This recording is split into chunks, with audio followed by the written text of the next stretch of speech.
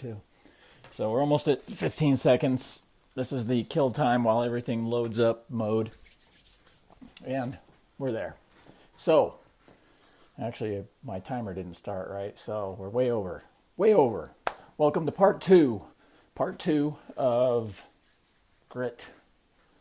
The really brief amount of grit. There's so much more to it that's possible, and there's so much more to it that you can learn. The fun part, right? The nerdy fun part. So, what we're going to look at now, we talked about this morning, was the ingredients for grit, right? And that goes into, one is you have to know your obstacles and all of that. We talked about that a little bit last couple days. The equation for grit, and just so I get it right, talent times effort equals skills, and skills times effort equals achievement. That's why effort counts twice. So it doesn't matter. It helps if you have talent, and talent is how quickly you acquire a skill, right? So if you do have a lot of talent and you put in a lot of effort, you'll get there a lot quicker. If you don't have a lot of talent, you just have to put more effort in. So it depends on how bad you want it, which was part of the title this morning. And that's actually a book also, but I need to get into that one.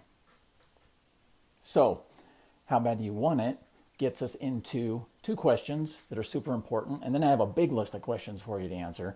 Probably too many, but I'm just going to go with it. So the 2 primary questions to ask yourself if you want to develop grit for something you want to achieve. And this is for, like, you got a goal, you got something, you have a wish, if you whooped something, right? You have a wish, outcome, obstacle, and a plan for what you want to achieve. Building grit in for that requires, I think, 2 initial questions. And those are, what are you willing to sacrifice? Number 1, what are you willing to sacrifice? And then what are you willing to not sacrifice? And that's how determined you will be, right? Because I know a lot of people are like, I really want to get in shape, or I really want to start a business, or I really want to do X, Y, and Z.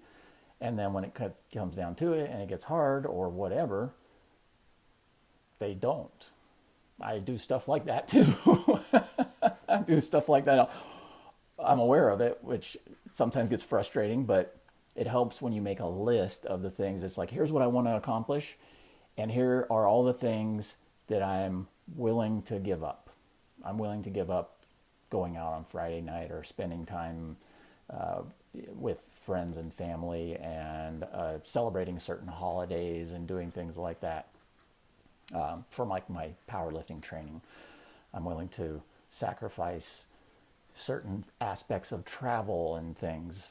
If I have a competition coming up, if I have a meet coming up, I will either not travel, make sure the first thing I do before I travel is get training in place or whatever.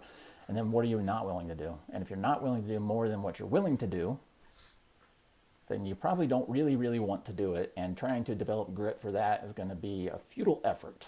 So find something that you really want to do. That's all it comes down to. And the other thing too is being honest with yourself and not doing something because everybody thinks you should do it, or everybody says that's the best way to do it, or everybody is doing it. It's because you want to do it. Who cares what everybody else is doing? If you want a big list, this isn't a big list, it's like 4 things.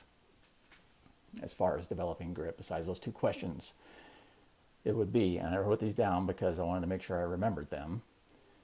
You want to develop interest, the practice, the purpose, and then hope, like we talked about. But what level of interest do you have? Like I just said, if you're not interested, then why bother? There's one. How will you engage to achieve your goal? That's a fancy way of saying, what are you going to do?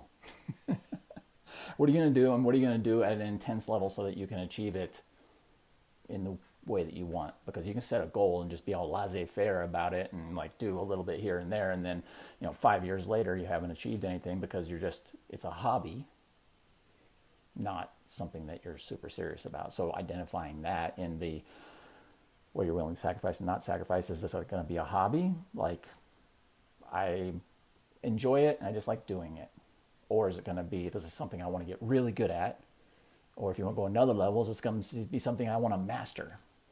And it doesn't take 10,000 hours. Anybody tells you 10,000 hours or read too many books and read Gladwell Malcolm's, really, it's an amazing book. I can't remember the name of it, but that's a marketing ploy, and it's not a fact. It's a generalization.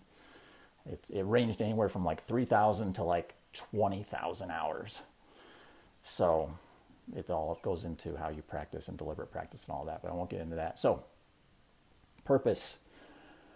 Does your goal serve something bigger than you? Because developing grit for something that you are doing just for yourself doesn't always work for everybody. It works for very few people.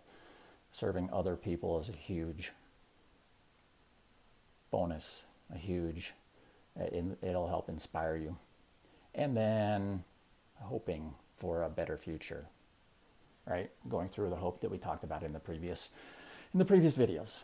So, number one, if you don't answer all of those, that's cool. 2 big questions when you want to develop grit and achieve something. What are you willing to sacrifice? What are you willing to not sacrifice? And being honest with yourself about that. And then saying, you know what?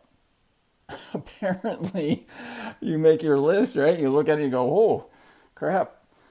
Apparently, I'm not really serious about this. So don't waste your time. That's what it comes down to. This is the biggest thing, is figuring this stuff out so you don't waste your time doing something that you think you want to do when you're really not committed to doing it. I've done that too. So, all right. Whew, I went over the 7-minute mark. I'm refining this more and more, gonna get this dialed in more and more. And as always, you know what? Before as always, down below, I forgot the link in the first one. Down below is the link to the Human Upgrade Project. Go to thehumanupgradeproject.com. If you're a high-performing woman or if you are a strength athlete, sign up for my sleep class next week, my Peak Performance Sleep System crash course. You know, I like efficiency and effectiveness and doing things that are fun and aren't going to waste time and getting rid of all the crap that everybody tells you you're supposed to do. Because why do the stuff that everybody tells you you're supposed to do if it doesn't work?